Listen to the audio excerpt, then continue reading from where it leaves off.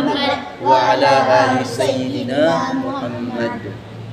Alhamdulillah, di hadhil lailah, pada malam hari ini kita dapat berkumpul di tempat yang alhamdulillah, yang insyaallah barakah, penuh dengan rahmat kasih sayang Allah Subhanahu wa taala. Tuhan yang Maha Tunggal, Tuhan yang Maha Satu, tidak ada yang layak disembah kecuali Allah Subhanahu wa taala. Ya. Walaupun berbagai macam sesembahan yang ada di dunia ini, ada yang sembah patung, ada yang sembah gunung, ada yang sembah batu, ada yang sembah pepohonan, dan kita harus yakin selama-lamanya, dan itu yang harus kita jaga, yakni iman kita. Dalam keadaan mati, dalam keadaan yang meninggal dunia, mudah-mudahan kita dalam keadaan husnul khatimah. Husn itu artinya baik, timah itu artinya terakhir, ya. Jadi di masa terakhir hidup kita nanti, mudah-mudahan kita menjadi, ya, orang yang meninggal dalam kebaikan, ya.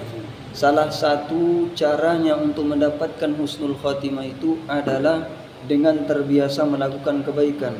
Karena kita nggak tahu nanti kapan kita mati, ya, kapan malaikat Israel datang kepada kita untuk mencabut nyawa kita. Kita nggak tahu.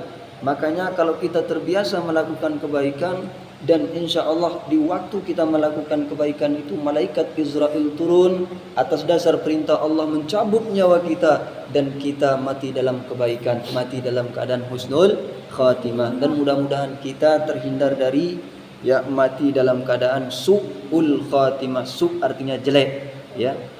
Dalam arti banyak sekali yang kita lihat, ya, di HP-HP, di YouTube, mati dalam keadaan su'ul khatimah. Dia terbiasa melakukan kejelekan, dia terbiasa membiasakan diri melakukan keburukan, sehingga di saat dia melakukan keburukan tersebut Allah cabut nyawanya, ya, karena kita nggak tahu kapan nyawa kita itu akan diambil. Kalau seandainya kita tahu, sekiranya kita tahu kapan nyawa kita berakhir, otomatis kita, ya, seenaknya dewe, ya. Kalau kita berbuat, misalkan kita tahu sekarang kita berbuat yang jelek-jelek sudah, nah nanti kalau sudah datang waktunya kita taubat. Nah, itu seandainya kalau kita tak tahu. Tapi pada kenyataannya kita nggak tahu kapan saat teparan aran mati, saat teparan aran meninggal dunia itu terjadi pada diri kita. Makanya kita harus, ya, bersiap-siap, ya, sediakan payung sebelum hujan. Jadi persiapkan diri kita untuk, ya, datangnya hari kematian tersebut. Dengan apa? Dengan melakukan kebaikan, dengan ngaji, belajar Iqra, belajar Quran, belajar tajwid. Itu harus dipelajari semua, ya. Insya Allah kita mudah-mudahan menjadi ahli, tergolong menjadi ahli kebaikan, orang-orang yang selalu senantiasa mengistiqomahkan diri untuk melaksanakan kebaikan, kebagusan. Amin ya rabbal alamin, ya mujibas sa'ilin. Adik-adik yang tercinta, adik-adik yang berbahagia. Nah, yang ingin saya sampaikan yang pertama adalah kalian tahu bahwasanya diri kalian itu adalah penuntut ilmu. Nah, orang yang menuntut ilmu, nah ini termasuk menuntut ilmu juga. Walaupun kita belajar Iqra, belajar Quran, itu namanya menuntut ilmu. Tidak mungkin ulama sebesar itu menjadi ulama, ya, walaupun kalau dia tidak berawal dari Iqra. Makanya sealim-alim orang itu pasti pernah belajar yang namanya Iqra. Iqra itu makna Iqra yaitu membaca, berasal dari kata qara'a yaqra'u qira'atan, yaitu membaca, ya. Jadi ilmu pada intinya yaitu dengan membaca, ya.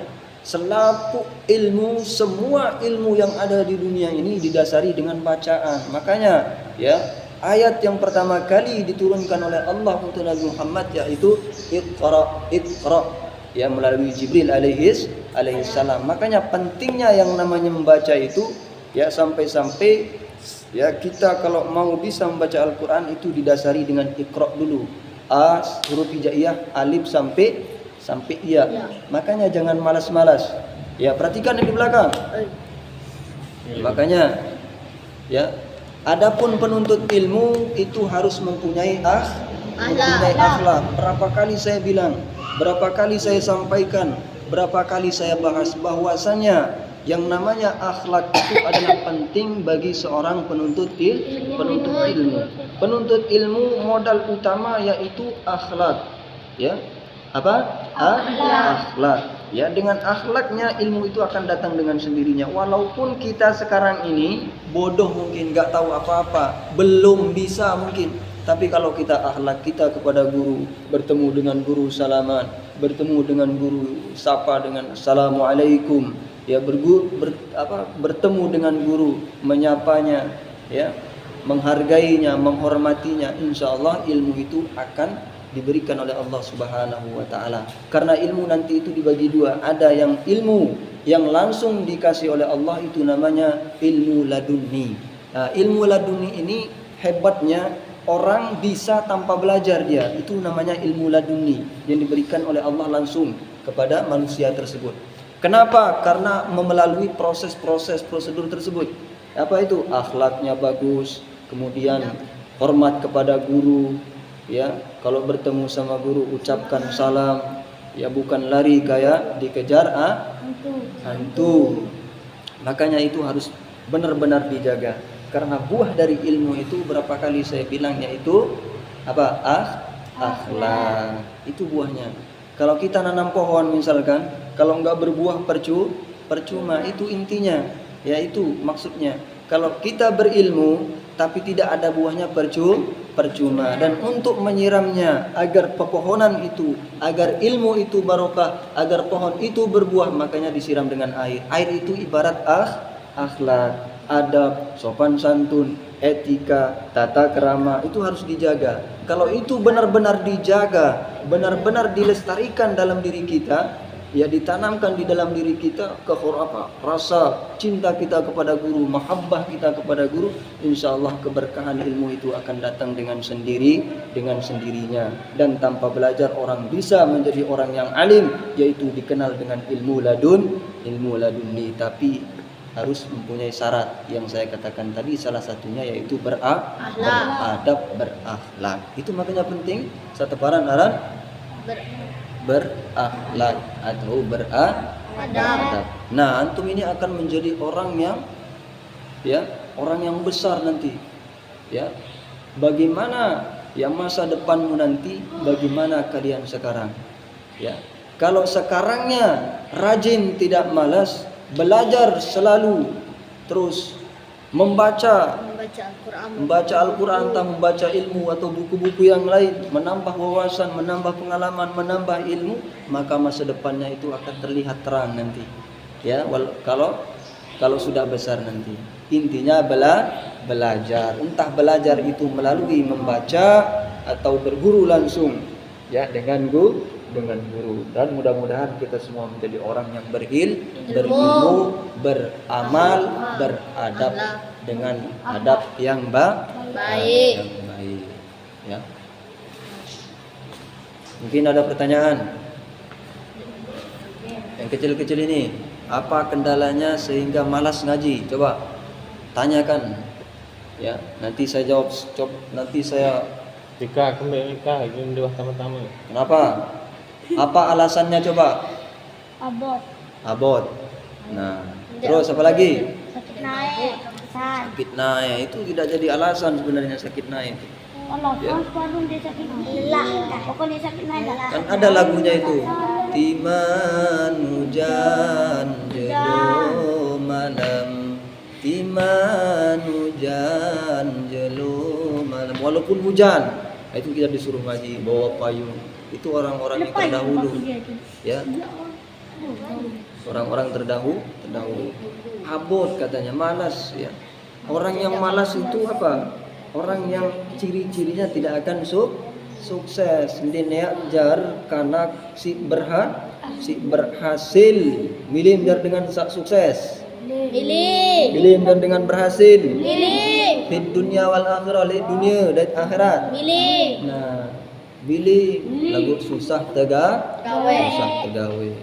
Makanya yang menghambat itu, yang hambatan-hambatan itu diterjang sudah, ya, di apa namanya, dilawan dia, abot, lawan rasa abot itu, lawan rasa malas itu. Seandainya datang, ya, maghrib misalkan, kadang-kadang ini mainnya yang terlalu banyak ketimbang belajar, ya. Coba kita pikirin, ya, membagi waktu. Ada waktu bermain.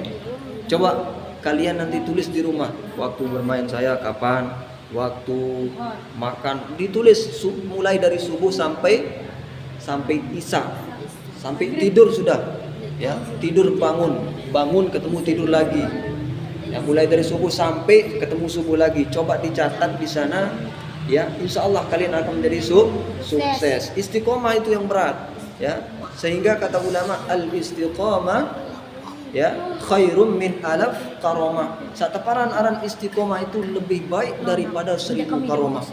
Ya, karamat itu keramat, ya, orang yang bisa dasur, orang yang bisa jalan di air, itu keramat namanya. Tapi kalau kita bandingkan dengan istiqomah itu selalu belajar, ya, selalu membaca Al-Quran, ya, intinya selalu sekolah, ngaji, ndek nabot, ndek malas. Itu istiqomah dia tiap hari, tanpa dia malas, tanpa dia bolong harinya, ya, untuk belajar masalah ilmu, maka itu lebih baik daripada 1000, ya, alaf 1000 karomah.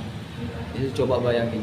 Tapi itu memang sulit. Tapi kalau kita biasakan, ya, kalau kita biasakan lawan terus rasa abot, lawan, timan datang, kita lawan, insya Allah dengan terbiasa nantinya malas itu akan lari, ya, lamun telawan. Tapi kalau kita ikuti rasa malas itu, maka tidak akan kita menjadi orang yang sukses. Lihat sembahyang abot, mengikuti rasa abot itu, maka ndek tersembahyang. Dosa apa ndek? Dosa. Memang kalian belum berdosa kalian, karena belum balik. Tapi, ya, kata ulama disuruh, ya, diperintahkan kita untuk terbiasa, ya, terbiasa melakukan ibadah sejak kecil. Kenapa? Karena nantinya kalau sudah besar, tanpa disuruh, tanpa diperintah, dia akan menjalankan ibadahnya dengan sendiri. Iat jari dengan sak mandiri.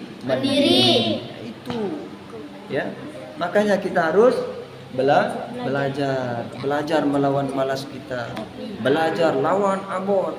Abot berarti setan ini yang ganggu, ya. Malas ini datang berarti nafsu ini, ya, kita lawan, ya. Berbicara terlawan